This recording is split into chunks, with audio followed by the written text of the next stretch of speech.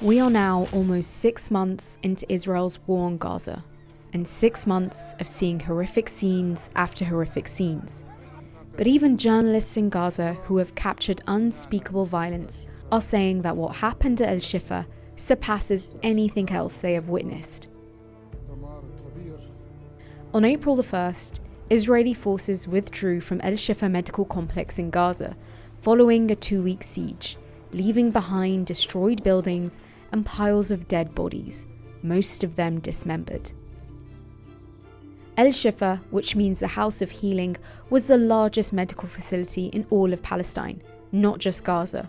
It has now been left completely out of service.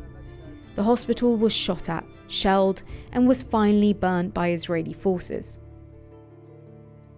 Palestinians who were besieged in the hospital for the last 2 weeks came out screaming and saying, "We can't take this anymore." Some said they spent days without food or water, and the Israeli army's bombardment and shooting was constant. People were shot at and attacked. "We are civilians," a young man said. The scene was worse than an earthquake. Al-Shifa had a capacity of over 700 intensive care beds, and after being attacked several times throughout the war, was barely functioning, but remained a shelter for hundreds of Palestinians displaced by Israeli bombing. The death toll of Palestinians killed during Israel's siege and bombardments of al-Shifa is estimated to be between 300 to 400 people, with many bodies found scattered, decomposing, and run over by Israeli military vehicles around the complex. Doctors said that medical staff at al-Shifa was shot at with snipers, arrested, and beaten by Israeli forces. Israel claims this was a precise operation targeting Hamas militants in the hospital, and its army conducted this raid without harming civilians and medical personnel. Yet no evidence has been presented to back those claims, and all the visual evidence available suggests the assault was indiscriminate.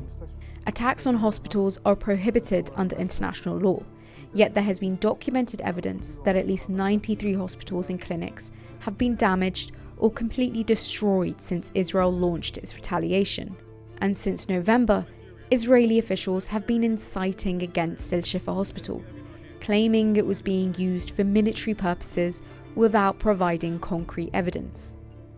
During the siege, Israeli forces shot at Palestinian civilians and burnt buildings. Young journalist Bayan was able to escape her home near al-Shifa hospital days before Israel's withdrawal. Her brother was killed by Israeli forces during the siege. Palestinian factions, including Hamas and officials, all denied the accusations of al-Shifa being used for military purposes, and Mads Gilbert, a Norwegian doctor who worked for 16 years at the hospital, said he had never encountered any sign of a military command centre there.